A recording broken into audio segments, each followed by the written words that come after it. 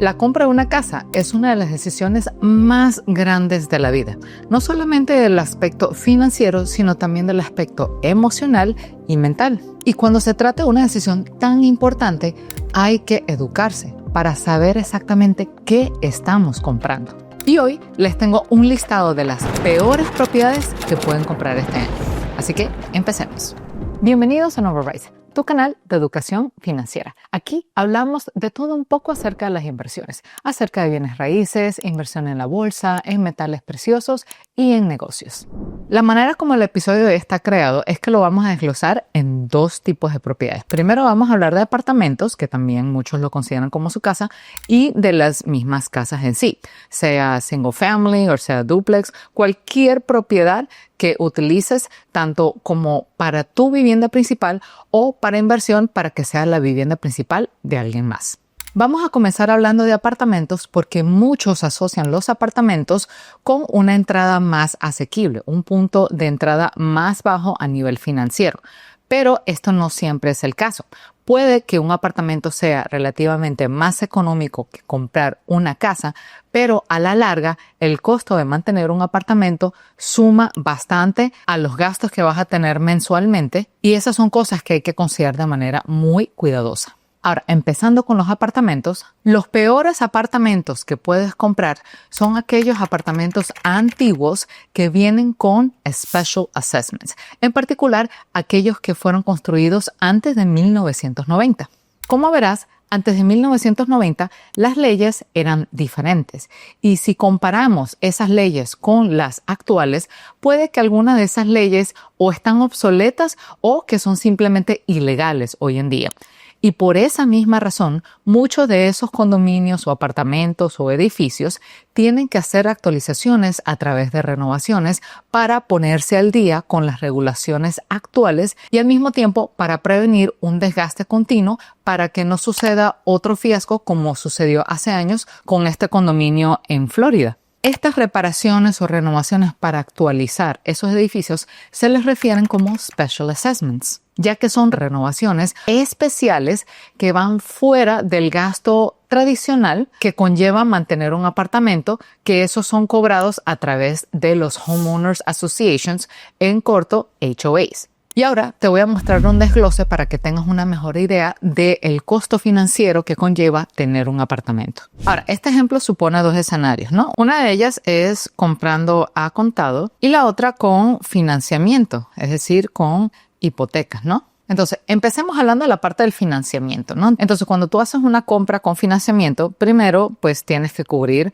los gastos hipotecarios, ¿no? Entonces, eso incluye la deuda principal, que le llaman muchos como the principal, y los intereses a pagar, ¿no? Luego viene el tema de los impuestos de propiedad, que eso hay que pagar. Y también viene el tema del seguro de la casa o el seguro de propiedad. Y una cosa muy especial, como mencioné anteriormente, de los apartamentos es que estos cobran Homeowners Associations, los famosísimos HOAs, que son mensualidades que hay que pagarle al edificio para que estos mantengan las áreas comunes. Y es algo que es no negociable. Todos los apartamentos tienen que pagarlo. Y esa tarifa que se paga por el HOA cubre el aseo de las áreas comunes, como por ejemplo los pasillos, las escaleras, los elevadores, las podadas de césped y todas esas cosas que todos en un edificio comparten, ¿no? Entonces, de por sí ya eso tiene una cierta carga financiera. Entonces, cuando tú inviertes o compras un apartamento que viene con Special Assessments, estás agregando un monto adicional, que en este caso es el Special Assessments, y ahora estamos hablando de que es un monto mucho más grande que no estaba en el presupuesto y es un dinero que tienes que pagar por algunos daños que probablemente no viviste en ellos, asumiendo que estás comprando un condominio o un apartamento por primera vez. Entonces, esto suma bastante dinero y lo que inicialmente pareció ser lo más económico terminó siendo más caro a largo plazo. Ahora, ¿cómo se traduce eso al tema del contado? Bueno, es igual, todo se queda igual.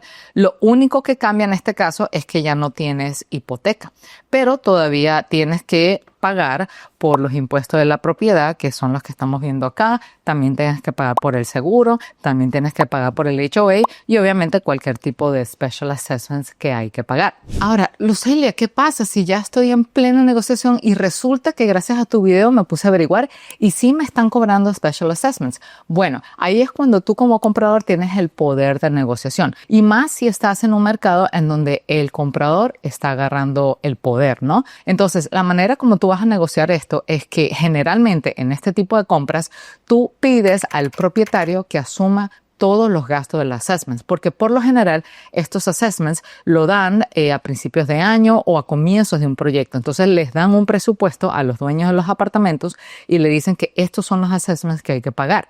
Y dependiendo del tipo de proyecto puede ir mensualmente entre unos 250 para empezar a miles y miles de dólares. Entonces por eso es importante que tú entres en negociación con ese propietario, porque tú no quieres asumir un gasto que en realidad no te corresponde porque nunca llegaste bien en el edificio anteriormente y no deberías ser responsable por esos pagos. De hecho, yo estuve con varias transacciones en apartamentos en el que yo quería salirme ya de eso y mis socios también para mover ese dinero a otros proyectos más grandes. Y a la final terminamos pagando todos los special assessments porque la gente no estaba dispuesta a comprar el apartamento, al menos que eso estuviese encubierto. Entonces hay veces que pues ya toca pagar dependiendo de la situación en donde estés, pero si tú eres comprador tienes el poder de negociar eso y pedirle al propietario que cubra todos esos gastos antes de transicionar esa compra del nombre del propietario a tu nombre o a tu LLC. Ahora, siguiente en la lista de los peores apartamentos a comprar, y son aquellos apartamentos que están con déficits en sus libros. Para aquellos que no sabían, anualmente los apartamentos tienen que tener un presupuesto operativo. Y eso generalmente lo maneja el board, que es la asociación de vecinos, en conjunto con la empresa de property management. Entonces, esos libros lo que hacen es mostrar para dónde está yendo ese dinero que se cobra de los HOAs y en qué gasto operativo se va, sea para el aseo de las máquinas de lavar ropa, si están en áreas comunes, o el aseo de los pasillos, la sacada de basura y todo lo que tenga que ver envuelto con los gastos operativos. Y por lo general, en esos libros tiene que haber una cantidad de dinero designada a las reservas para resolver cualquier situación que se presente en casos de emergencia. Entonces, dependiendo del estado, hay estados en donde la compra lo haces de la mano con un abogado inmobiliario. Por ejemplo, en Nueva York, un abogado inmobiliario siempre revisa los documentos antes de cerrar y eso incluye los documentos financieros del edificio. Y generalmente, si ellos llegan a ver un déficit, ellos lo consultan contigo y te dejan saber, ¿es esto lo que tú quieres hacer? Ahora, si estás en un estado en donde no requiere de un abogado inmobiliario para el cierre, diría que lo reconsideres porque es una inversión que vale mucho la pena hacer porque te va a ayudar a leer todos esos documentos del cierre y dejarte saber de cualquier cosa que se vea medio sospechosa en esos libros para que tú sepas exactamente qué estás firmando y qué estás comprando. No quieres estar en un edificio que no tenga fondos de reserva porque si llega algún caso de una demanda, alguien que se caiga fuera del edificio o adentro del edificio, o por qué no, que llegue algún tipo de desastre natural, que esos fondos de reserva pueden actuar para proteger el patrimonio del edificio y por ende tu patrimonio, que es tu apartamento. Ahora transicionemos a hablar de casas. ¿Cuáles son las peores casas para comprar este año? Y esas son las casas ubicadas en áreas propensas a desastres naturales, sea inundaciones o sea incendios forestales. Y por varias razones. Uno, porque es una inconveniencia si llega a haber un huracán y se inunda, o si llega a venir un tsunami y se inunda tu propiedad, y en dónde te vas a mudar. Y lo mismo sucede si hay un incendio forestal y tengas que evacuar por emergencia. Entonces eso crea muchas interrupciones a tu vida cotidiana y de hecho si estás planeando para comprarlo para inversión, eso también crea interrupciones para tu inquilino. Y ya en mi caso ya me ha pasado varias veces en inversiones que yo he hecho en el pasado en áreas que son propensas a inundaciones y no sabía, y lamentablemente he perdido inquilinos por eso. Porque, ¿qué pasa? Las inundaciones, cuando destruyen una propiedad, no es tan fácil repararlas, porque primero hay que meter un claim y luego hay que esperar que el seguro apruebe cierto presupuesto. Y como hay tantas casas en la zona que están sufriendo daños, pues hay una lista de espera para esperar ese tipo de reparaciones. Y tu inquilino no está dispuesto a esperar. Entonces no queda otra más que dejar al inquilino ir y no recibir ningún tipo de ingreso. Entonces son cosas que son importantes a considerar. Otro punto, por ejemplo, si inviertes o compras casa en áreas que son propensas a inundaciones y estás con hipoteca, el banco te va a exigir un seguro de inundación. Ese seguro es en adición al seguro de propiedad que ya tienes que pagar. Ahora, no solamente tienes que preocuparte por pagar la hipoteca más intereses, el seguro de la casa, los impuestos de propiedad, sino que ahora tienes que agregar un gasto adicional y eso es el seguro de inundación. Entonces son cosas que hay que considerar antes de hacer esa movida, y si estás dispuesto a aceptar ese cargo extra, pues que sea ya decisión propia y una decisión informada. La buena noticia es que si tú inviertes o compras una casa en las zonas que son propensas a incendios forestales, que no tienes que comprar un seguro adicional. Sin embargo, hay que tomar en cuenta que está esa inconveniencia. En tal caso, tienes que evacuar ante el evento de alguna emergencia. Entonces, ahora lo que vamos a hacer es que si estás en ese proceso de comprar una casa y no estás seguro o segura si tu propiedad está en alguna de esas zonas, hay dos páginas que tú puedes utilizar. Una es para verificar si tu propiedad está en un área propensa a inundaciones y la otra es para verificar si tu propiedad se encuentra en una zona que es propensa a los incendios forestales. Entonces, la primera página que ven aquí en pantalla es la página de FEMA y no se preocupen que estos enlaces van a estar disponibles en la cajita de descripción y también en la sección de comentarios. Pero para aquellos que están interesados, lo único que tienen que hacer es colocar en Google FEMA Flood Map y ahí les aparece instantáneamente un enlace que lo va a llevar a esta página.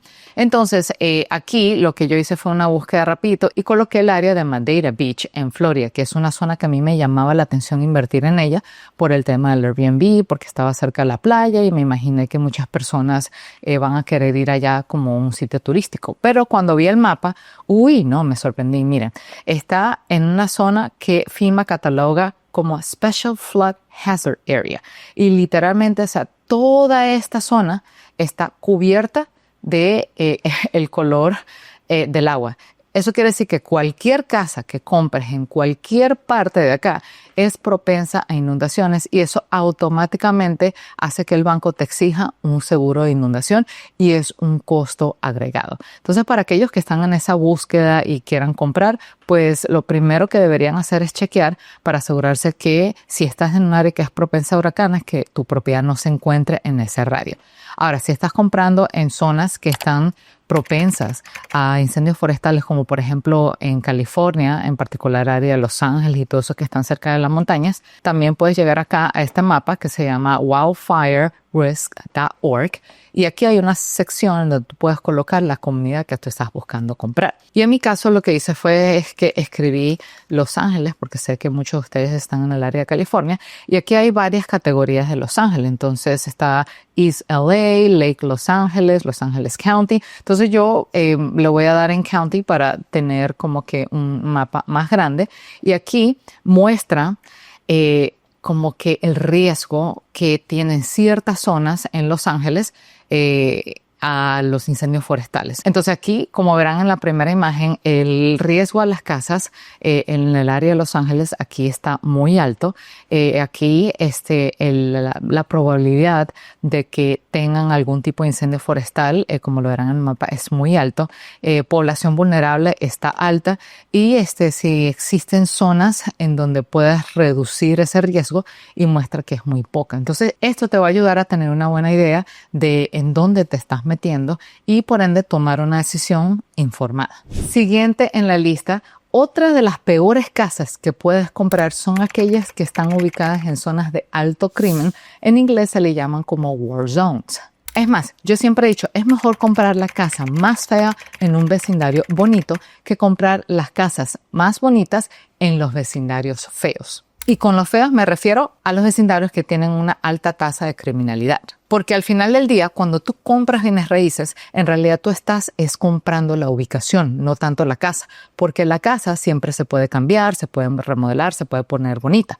Pero la ubicación es muy difícil cambiarla por toda la gente que está viviendo alrededor. Entonces no es tan fácil cambiar a toda una población, cambiar su manera de pensar y hacerles que piensen como tú. Entonces es mucho más fácil escoger la casa que no está tan bonita, que de hecho hasta te ofrecería un punto de entrada más asequible, y poco a poco la vas renovando hasta llegar a esa casa ideal de tus sueños. Pero lo más importante es que estés en la zona adecuada. Pero si compras en la zona equivocada, no solamente corres el riesgo de comprar una propiedad que está devaluada y continuará en su camino a ser devaluada aún más, y hasta se te puede hacer mucho más difícil tratar de revenderla en el mercado en el futuro. Lo mismo sucede cuando te vas al otro extremo. Otro ejemplo de las peores casas a comprar son aquellas casas que son extremadamente lujosas. Sí, son muy bonitas de verlas y tienen como que las cosas más modernas y lo más caro, pero ¿qué sucede? Ante alguna baja en la economía, las primeras propiedades que tienden a sufrir son aquellas que están en el extremo, las que son extremadamente lujosas y las que están en los peores vecindarios. Ambos extremos tienden a caer de valor. Entonces, cuando se trata de comprar una casa de lujo, a menos que tengas bastantes fondos de reserva, no cuentes con que esa propiedad siempre se vaya a ir apreciando con el tiempo, porque el simple hecho de que cuando la economía está difícil, la gente tiende a bajar sus expectativas e ir por lo más económico, y de hecho hasta mudarse a lugares más pequeños y más sencillos con tal de preservar un techo para su familia. Y de hecho, solamente para mostrarles un gráfico a lo que me refiero con el extremo, las mejores propiedades a comprar se ven así, ¿no? Entonces tenemos lo que le llaman en inglés el famoso bell curve, ¿no? Esto siempre nos lo enseñaron en el colegio cuando hablamos de clases de estadística y probabilidades. Entonces, la mayoría de la población siempre se va a concentrar aquí. Estas son las casas que son working class, las casas que son de clase media. Entonces, cuando se trata de comprar propiedades, tú siempre quieres estar en esta área.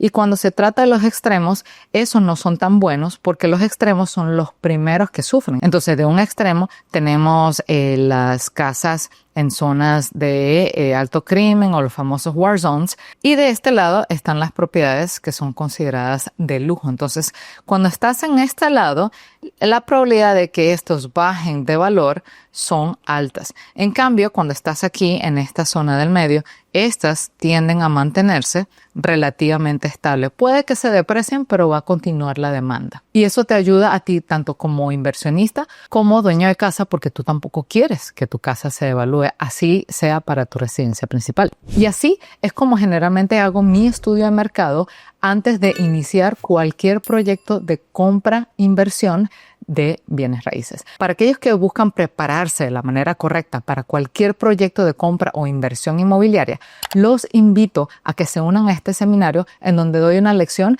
que va mucho más allá de lo que vieron en este episodio actual.